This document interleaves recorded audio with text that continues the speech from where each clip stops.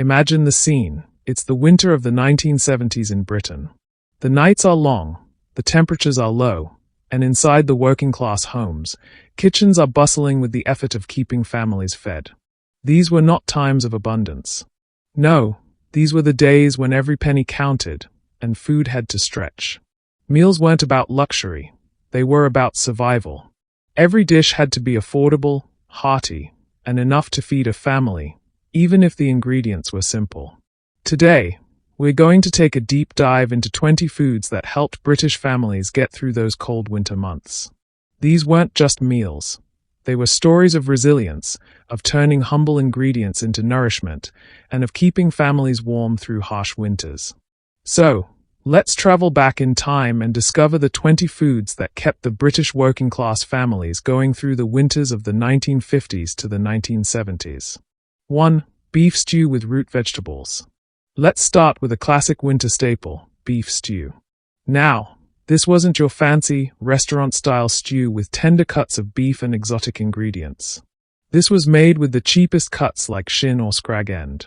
These tough cuts were simmered for hours, transforming into a rich and hearty broth. Root vegetables like carrots, swede, and onions, along with potatoes, made this dish the ultimate comfort food. Potatoes, often a staple in northern households, were key in making the stew filling. It was never about indulgence, but it was about getting a hearty, satisfying meal for the family. 2. Dumplings. What's a good stew without dumplings? Dumplings were essential in making those winter stews even more filling. These flour and suet balls were cheap, easy to make, and added a thick, doughy texture to the broth. As they absorbed the savory goodness of the stew, they became the comfort food that many families relied on. While some children hated the dense texture, they were a critical part of the winter meals that helped stretch a meal even further. 3. Lancashire hot pot. Next, we have the iconic Lancashire hot pot. This dish was all about making cheap ingredients go a long way. Slices of potatoes, onions, and carrots were layered with mutton, a cheaper cut of meat than beef. Slow cooked until tender, the hot pot became a beloved dish across northern England. The golden, crispy top layer of potatoes was particularly treasured, with families savoring each spoonful. It wasn't just a meal, it was part of a culture, a symbol of northern identity that provided warmth and nourishment during the harsh winter months. 4. Bubble and squeak. Bubble and squeak came from the need to make use of leftover vegetables from the Sunday roast. Potatoes and cabbage would be fried together in a pan, often with some bacon fat, to create a crispy, savory meal. This dish was a brilliant way to turn leftovers into a satisfying dinner.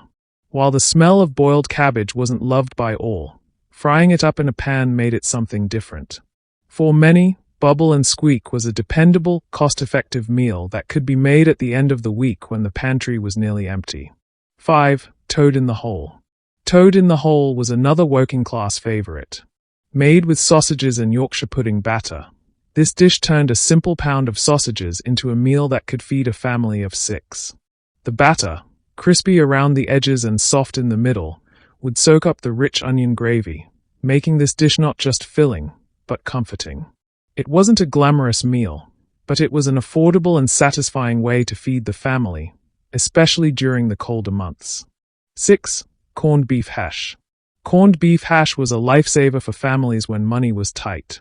The corned beef, which was imported cheaply from places like Argentina, was canned and could be stored in the cupboard for months. When mixed with potatoes and onions and fried in a pan, it created a hearty meal that could feed the family. While kids often wrinkled their noses at its metallic tang, it was a reliable meal that helped stretch the food budget. In fact, corned beef was such a fixture in working-class homes that it appeared on dinner tables week after week. 7. Pea soup with a ham bone. Pea soup, made from dried split peas and a ham bone, was another meal that became a staple in many households. The ham bone added depth and richness to the soup, making it a flavorful, filling dish. While some children weren't too excited about it, the grown-ups, especially those who worked in physically demanding jobs, welcomed the warmth and sustenance that a bowl of pea soup provided. For many, this was more than just food. It was a reminder that with a bit of ingenuity, even the simplest ingredients could turn into something nourishing. 8. Bread and dripping. When there was little else in the cupboard, bread and dripping was the go-to meal. Dripping, the fat saved from a Sunday roast, was spread thickly on slices of bread, often with a pinch of salt for added flavor. It was the simplest of meals, yet it kept people fed when food was scarce. Bread was inexpensive, and dripping was almost a byproduct of roasting meat, so it was a cost-effective way to feed a family when other options weren't available.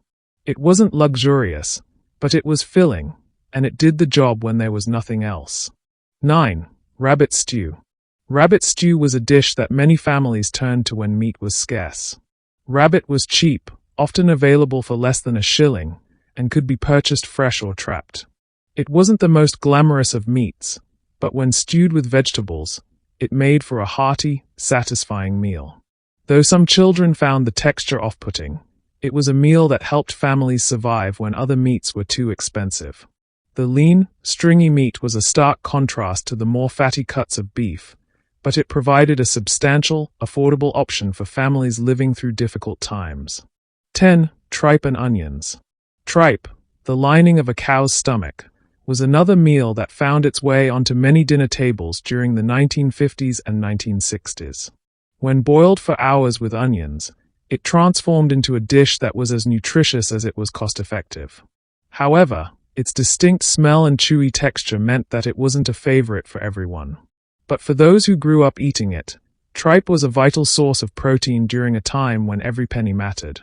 In many industrial towns, tripe shops were as common as fish and chip shops, feeding the local population with this humble dish. 11. Rice pudding. After a hearty meal, there was nothing better than a warm, comforting dessert. Rice pudding, made with rice, milk, sugar, and a sprinkle of nutmeg, was a winter favorite. It was affordable, filling, and easy to make in large quantities. Some people loved the thick skin that formed on top during baking, while others weren't as fond of it. Regardless, rice pudding was a reliable dessert that provided warmth and comfort during the cold winter nights. Served with a dollop of jam or just on its own, it became a classic comfort food for many families. 12. Bread and butter pudding. Another dessert that made use of leftovers was bread and butter pudding. This dish turned stale bread into a rich, custard-filled treat. Buttered slices of bread were layered with dried fruit and poured over with a mixture of eggs, milk, and sugar, then baked to perfection. It was a great way to avoid wasting food and still enjoy a sweet, comforting dish. Whether served with a generous helping of custard or just on its own, bread and butter pudding brought a touch of sweetness to the end of a winter meal. 13. Apple crumble. Apple crumble, with its stewed apples topped with a simple crumble made from flour, margarine, and oats, became a beloved dessert in many British homes. It was a great way to make use of windfall apples and was much cheaper than making a pie. With the added bonus of needing very little fat or sugar, apple crumble was a staple in post-war Britain. As the dish baked, the scent of sweet apples and golden crumble would fill the house, bringing warmth and comfort even on the coldest winter evenings. 14. Jam roly-poly. Jam roly-poly was another suet-based dessert that became a childhood favorite for many. Made from suet pastry and jam, it was steamed or baked until golden and delicious. It was a heavy, comforting pudding that, while not the most glamorous, filled bellies with ease.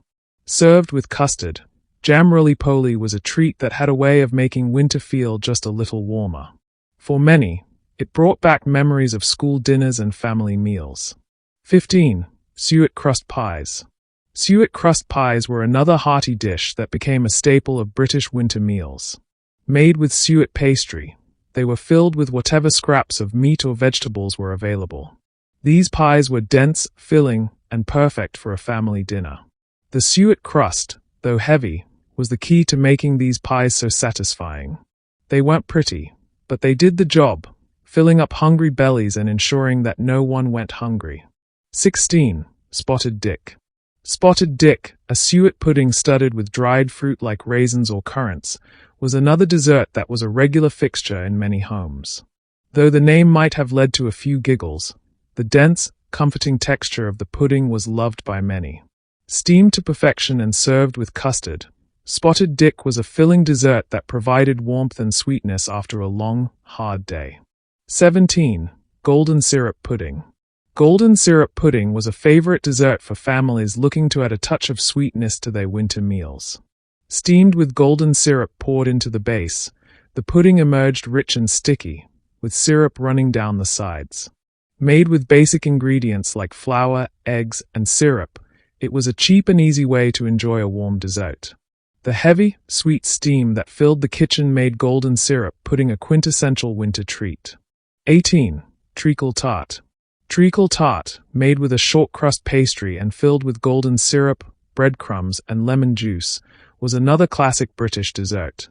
It was sweet, sticky, and deeply satisfying. Served with custard, it became a favorite for many families, especially during the winter months. Though it wasn't a fancy dessert, it was a reminder that even the simplest ingredients could come together to make something delicious. 19. Figgy duff. Figgy duff, a traditional pudding made with suet, flour, dried fruit, and spices, was often served during Christmas but was enjoyed throughout the winter months.